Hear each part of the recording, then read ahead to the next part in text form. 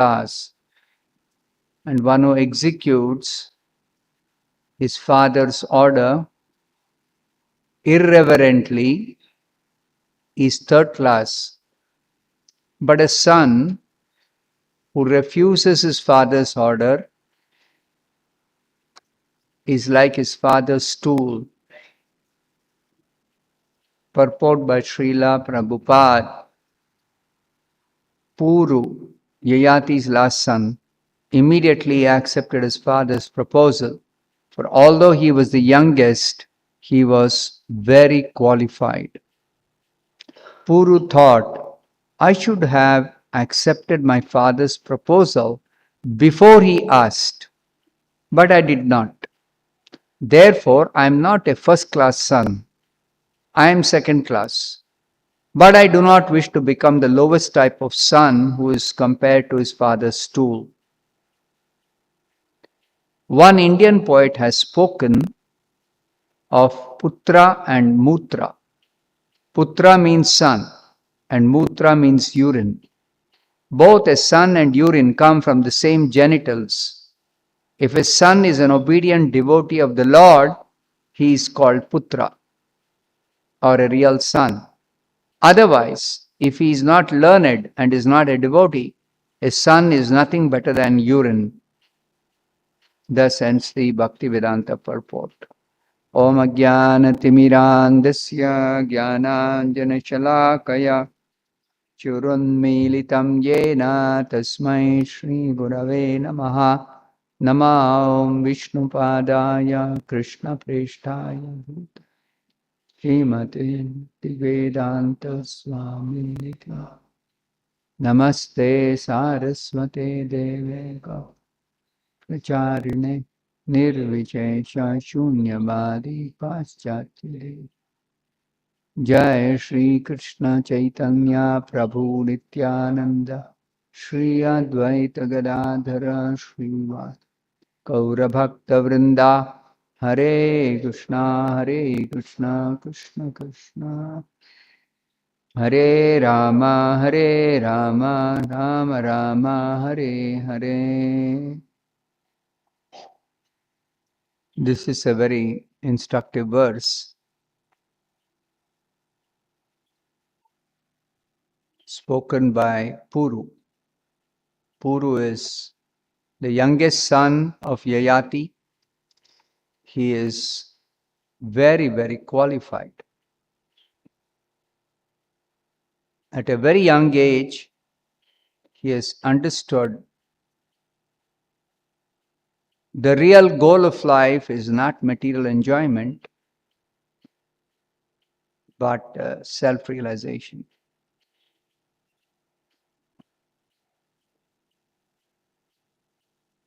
And as described in the previous verse, Puru himself is telling, by the mercy of one's father, one gets the human form of life. Birth in this material world is possible if one is able to get a human form of body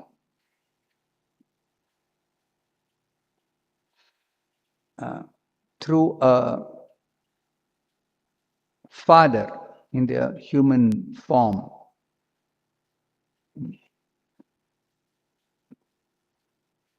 And what is the special advantage of human form? Human form of life can enable one to become an associate of the Supreme Lord. Only in the human form it is possible to become an associate of the Supreme Lord. Because human form of body, there is developed consciousness by which one can understand what is the real goal of life.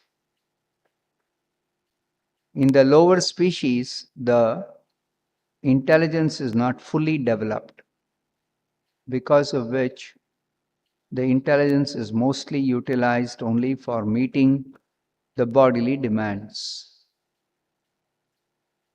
But if in the human form of life also someone simply utilizes his intelligence for satisfying the demands of the body, demands of the senses, then such a person is considered to be no better than an animal. Only business of the animals and all the lower species is sense satisfaction, sense enjoyment, sense gratification. They have nothing else to do with their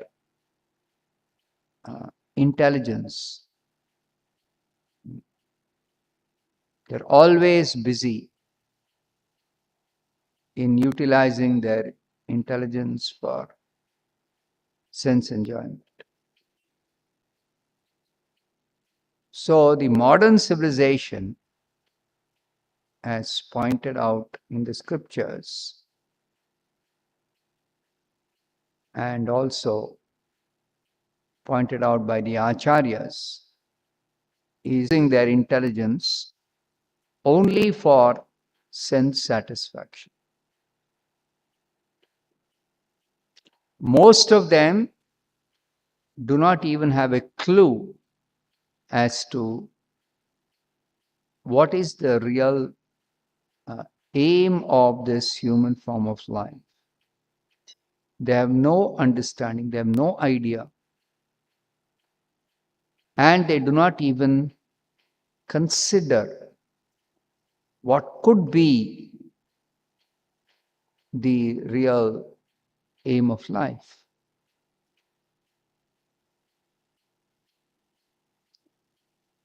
Just like if we travel, even a very short time in a railway train, particularly if you travel in a train which does not stop in between. Just like I was traveling by this Shatabdi Express from Mysore to Bangalore. So when you board the train, you see that people get in and they settle down. And the next 2 hours, there is no movement of passengers because the train does not stop until it reaches Bangalore. So 2 hours, everybody is nicely seated.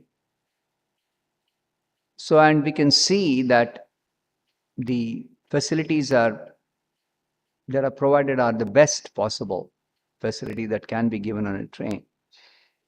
So very nice facility, very nice seating arrangement, very nice air conditioned coach. So they're seated, but as soon as they settle down, they become busy with the same business as animals. They're all busy mostly with sense gratification. So such a valuable opportunity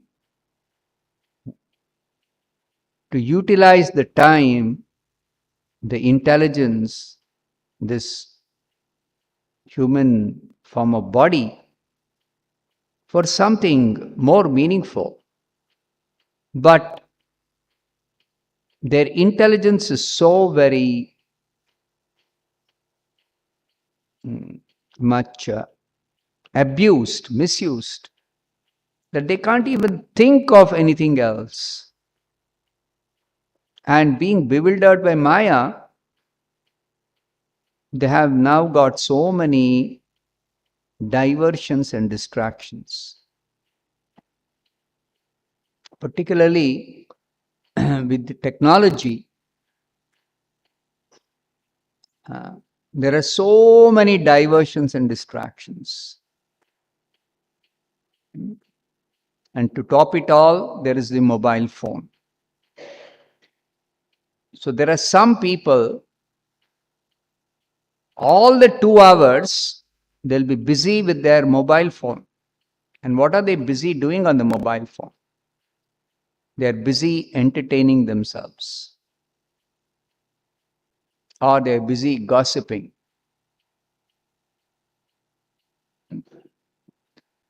So it is a very, very alarming state of affairs of this human society, that they are living like animals, and they even die like animals. The Upanishads say, Prabhupada quotes this in the Bhagavad Gita, in 2nd chapter, where Krishna instructs Arjuna in the fundamentals of spiritual life, that you're not the body, you are spirit soul. So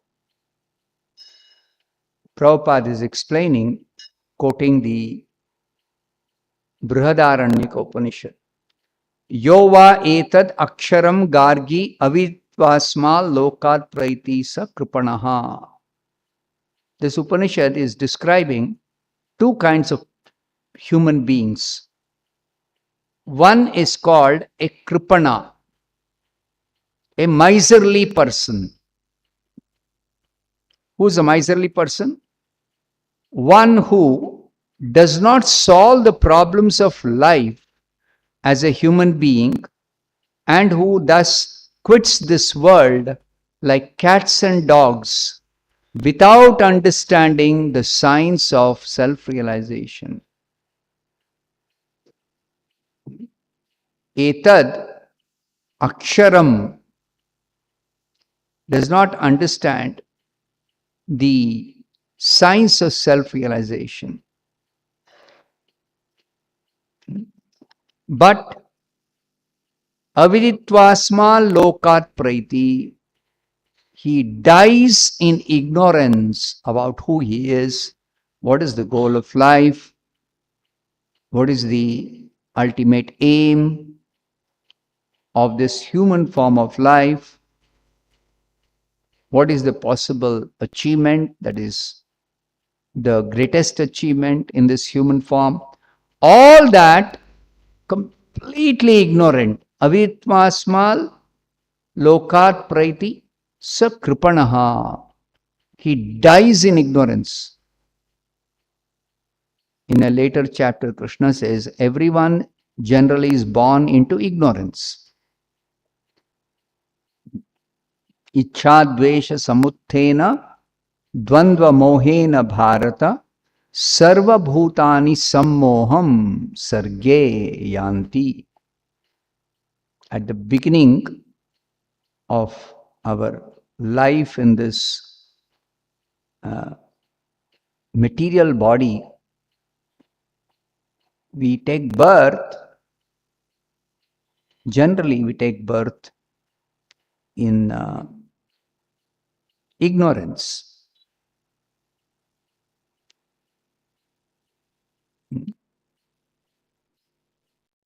We are born with the duality of desire and hate. By birth, everybody has got some likes and dislikes, material likes and material dislikes. Actually, scriptures say there is nothing to like here, nothing to dislike. Because we are spirit soul, we have nothing to do with the body, we have nothing to do with matter. But misidentifying with the body because of so many desires for material enjoyment, we have got material likes and dislikes. That which is favorable for my material enjoyment is what I like. And that which is not favorable for my material enjoyment, I dislike. So we are born with likes and dislikes, ichcha, dvesha, samuttena. And these likes and dislikes are simultaneously arising in the heart.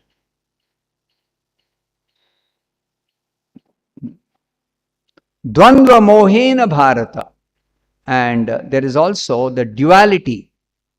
This body is always a source of confusion, that we are caught up in so many dualities. Just like depending on the external weather conditions, the same water, when you have to take a bath, then in summer, cold water is very, very pleasing for the senses. The same cold water at the same temperature in winter is not very pleasing for the body. So we are caught up in this kind of duality, pleasurable, not pleasurable.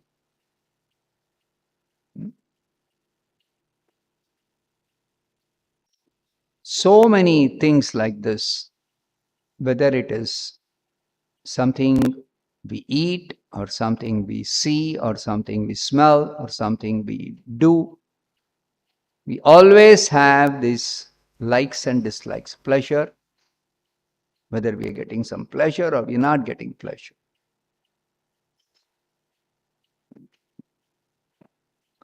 So dvandva mohena, and that leads to moha, illusion.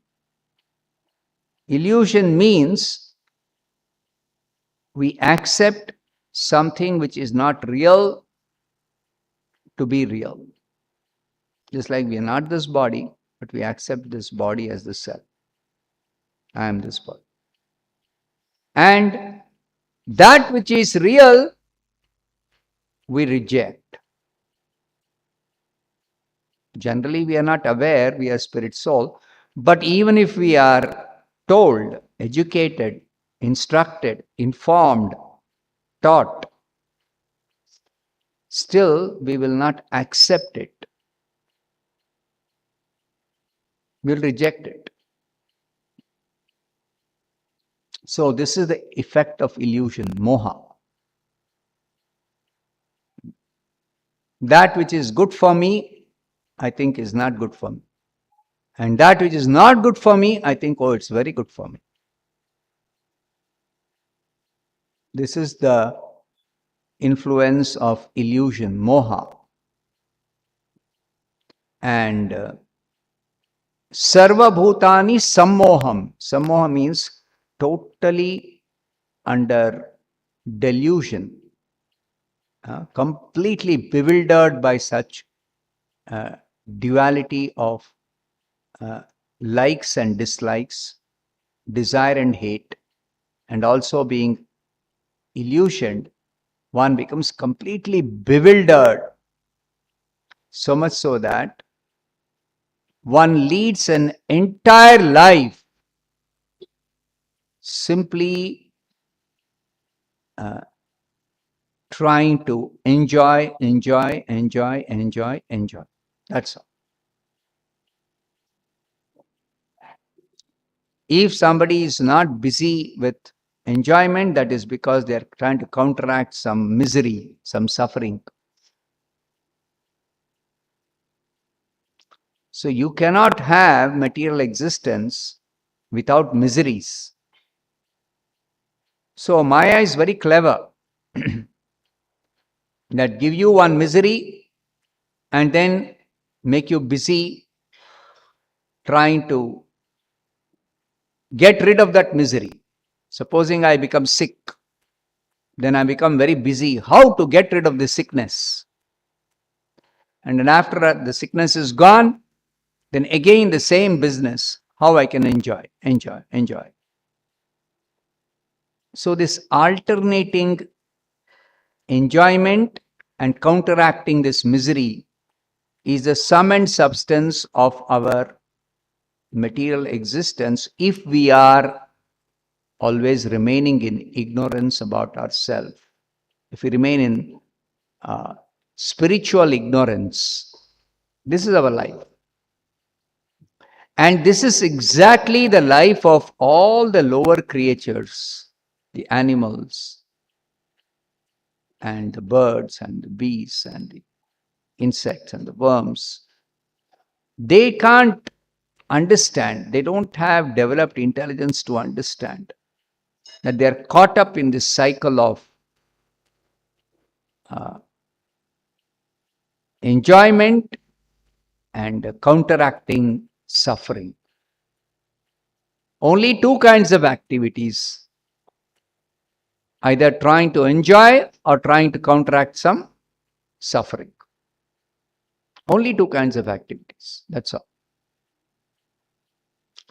So this sort of life is actually condemned in the scriptures for human beings. It's condemned for human beings. So the Upanishad says that don't die like animals. Here dying means quitting the body. Lokat praiti. Bhagavad Gita is very clear. Death doesn't mean everything is finished. No. Death means you have to change your body. So when you have to change your body, don't leave this body or quit this body or change the body at the time of death like animals. What does it mean? Animals die in ignorance about who they are. They do not know my life will continue.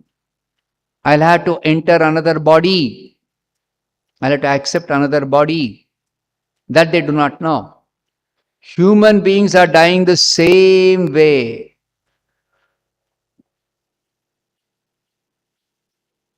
Whenever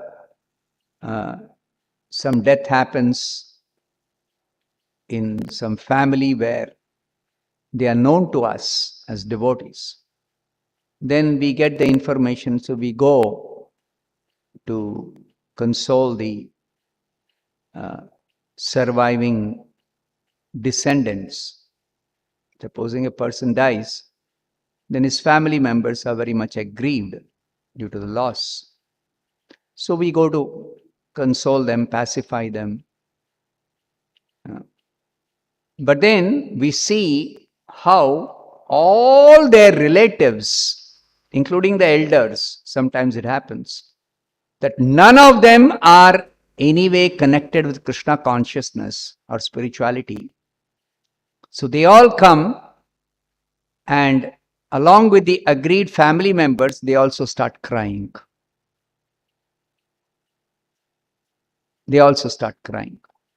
And then what is the way they pacify the immediate family members? Oh, it's a great loss for you. I am very sorry that your husband died or your father died. And they also start crying, telling, I am also feeling very much pain to see you in this condition. And then they sometimes even say foolishly, he should have lived more number of years. As if it's in our hands how long we can live. What is the reality? We don't have control how long we want to live. We are totally helpless. We're totally helpless. And the elders in the family, I have seen this, even though they may be officially going to temples, doing some chanting, doing some worship, puja, they appear to be pious people. But when they are faced with such situation, I heard one elderly person tell his daughter-in-law when the son passed away. He's telling his daughter-in-law, Yakamma devru nimgi thera madbuta. Why did God do this injustice to you? That he took away your husband. This is his comment about the death. Why did God take away your husband? He's so ignorant. He's so very, he's as ignorant as an animal. Sorry to say this, but it's a fact. He doesn't know that God is not responsible for this person's death.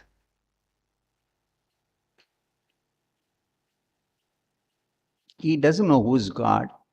He doesn't know what is God's role in everybody's life. And he speaks all rubbish, nonsense. And mind you, this kind of sympathizing is not going to actually pacify them. It's not going to help them overcome the grief. And there are examples in our scriptures. When the battle of Kurukshetra was over, then Yudhishthira Maharaj, he visited that battlefield after the battle was over, went once again to see so many dead bodies. The Mahabharata says some 640 million Kshatriyas dead. And when the men die, they leave behind their children, their wives, their relatives, their friends, their well-wishers. So practically, rest of the society, practically everyone is affected. So the combined grief is so much. So it is described in the Mahabharata how to pacify the aggrieved relatives, the saintly persons, the sages, and Krishna himself, all of them began to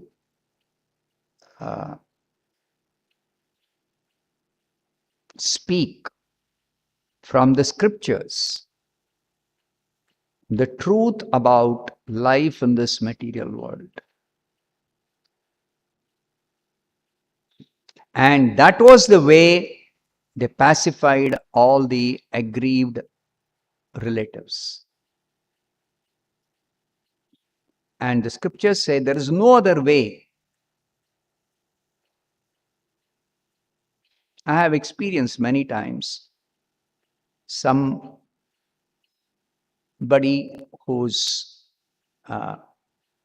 not in touch with Krishna consciousness, but during such a event, I got a chance to go to their house and pacify. One lady, she lost her only son. And she was very much affected because he died when he was 25 years old, her son. So obviously the mother and the father, both, of course, more than the father, the mother was very much affected. It's natural. So I went and pacified her and her husband also, both the father and mother of that boy who had died.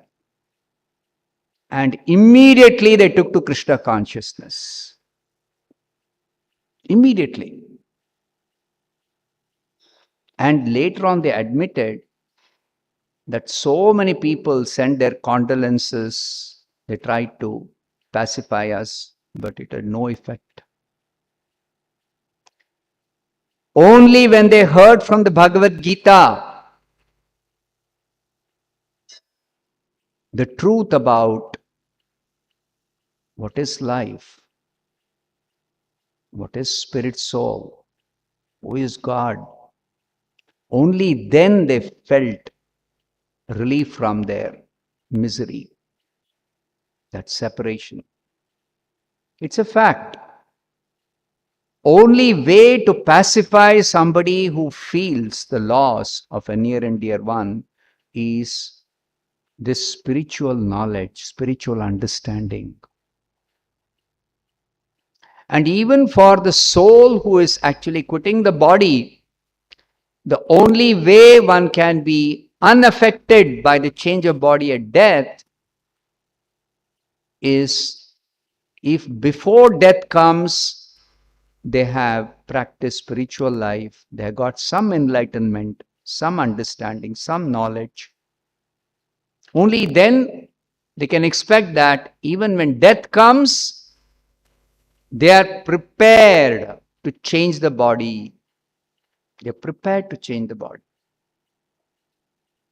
Why? Because what's the difference between somebody who's practicing spiritual life and not somebody else who's not practicing?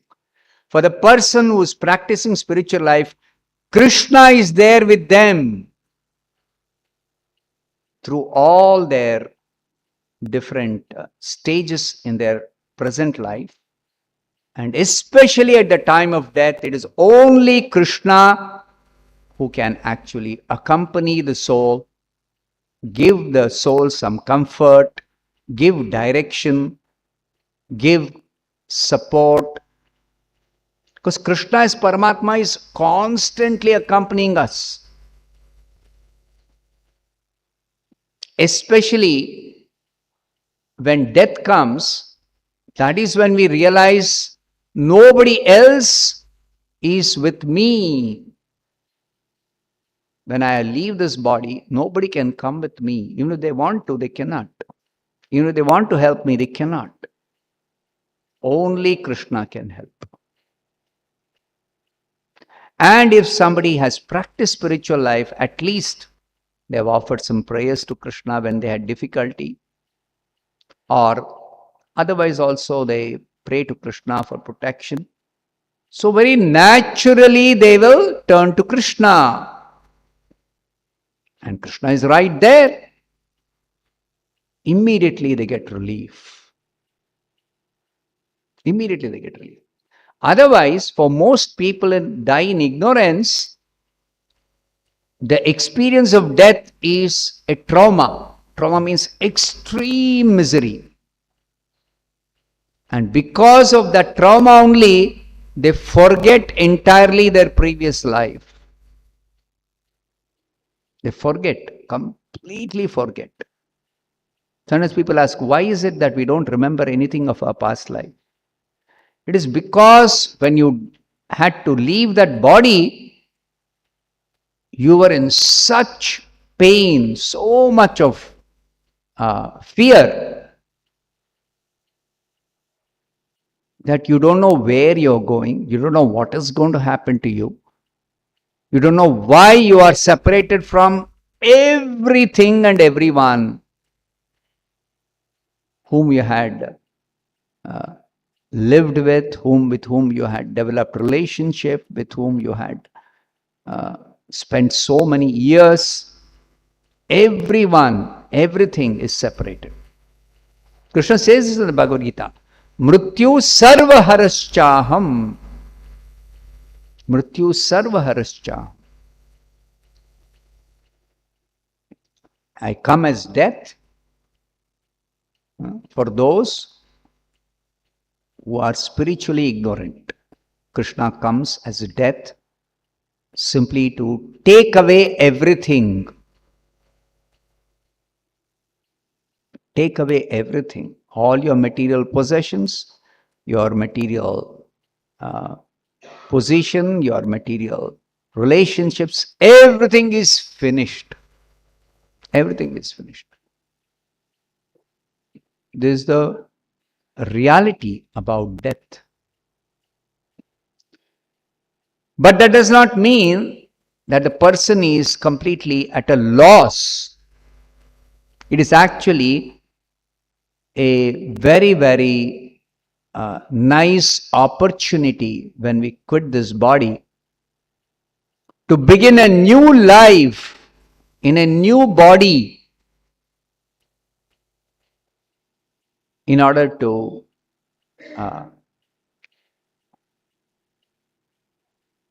solve all the problems that could not be solved while I was living in the previous body. Either somebody practices spiritual life and goes back to Godhead, goes to Krishna, then there's no question of loss. But even if they don't go to Krishna because they have not completed their spiritual practice, then Krishna guides them to another body where they continue their spiritual practice and they get an opportunity to perfect themselves in the next life. And whatever spiritual progress they have made is never lost. Even when they change the body, it's never lost. That spiritual advancement is never lost. Materially, whatever they have gained, everything is lost.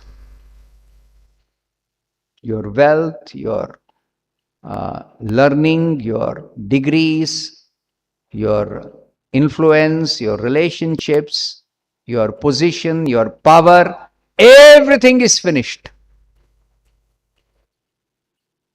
Next life you cannot claim. In my previous life, I was so learned, I was so handsome, I was so influential, I was so nice to everyone, I was so good, I helped so many people. All that will not matter at all. It will not be taken into account. You have to begin completely afresh. But spiritually, nothing is lost. Nothing is lost. You begin in your next life the spiritual advancement from where you have left off in your previous life. If you have made 50% advancement, you begin from 51% to make further progress. That is one thing.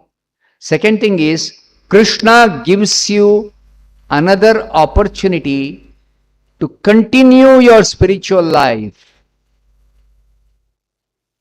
Whereas materially, whatever is incomplete, you cannot get the opportunity to continue from where you left off. No, it's not possible. Materially, you have to begin totally new. So, spiritual life is so very important, especially for human beings, that you will not be confused, bewildered when death comes. You will be fully protected by Krishna. You will get guaranteed a better next life, if not the best. The best is to go to Krishna. That's the best. But in case somebody has not completed, still there is no loss. No loss at all.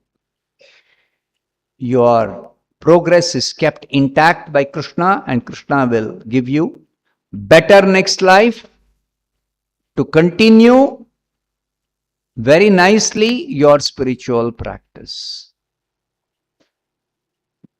Krishna says this also in the Bhagavad Gita. Shuchinam Srimatam Gehe Yoga Brashto Vijayate. Yoga Brashta means one who could not complete the yoga practice of perfecting their spiritual life.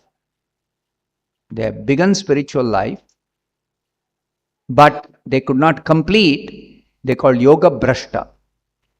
So they take birth either in the family of a pious brahmana. That means they guaranteed human life.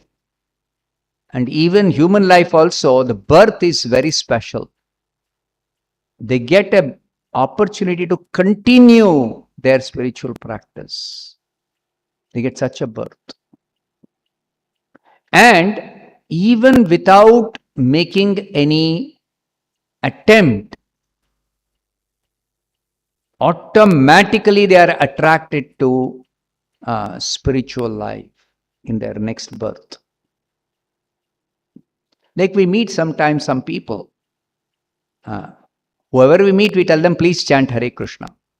Some people, when they hear, oh, I should chant Hare Krishna, immediately they start chanting Hare Krishna.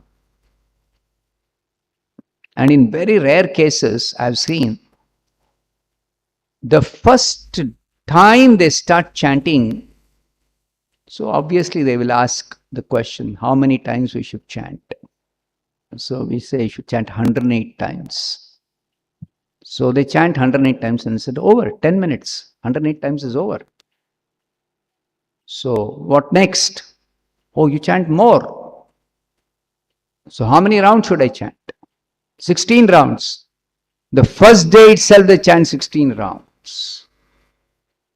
So this means they are continuing from their previous life. They have begun chanting in their previous life. They're continuing. Otherwise, not possible. So like this, it is very, very, very clear from the scriptures that whatever spiritual progress you make will go with you life after life after life after life. It is never lost. And materially, there is nothing which you can take with you. All your material gain, your material benefits, your material possessions, everything is finished. Because all that only pertains to the body, this gross body.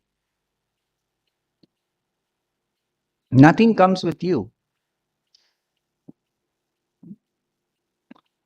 So therefore, it is described in the scriptures that, as Puru says, by the mercy of one's father, one gets a human form of life which can enable one to become an associate of the Supreme Lord. You can become connected with Krishna and become his associate if you perfect your spiritual life. That opportunity is there in the human form of life. That's why Prabhupada says that at least there should be some section of the population who will be dedicated for preaching this Krishna consciousness. And that is why he established this Krishna consciousness movement, primarily to give a facility for some people to dedicate themselves to practice and preach to the rest of the people in the whole world, everyone, all human beings, so that they don't miss this opportunity in the human form of life. So that's the greatest contribution that Prabhupada has made to this world.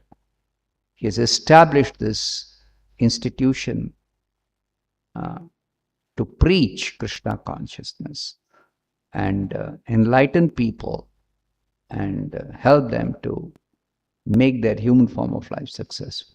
So I'll stop here. Prantarat Srimad Bhagavatam ki jai, Srila Prabhupada ki jai.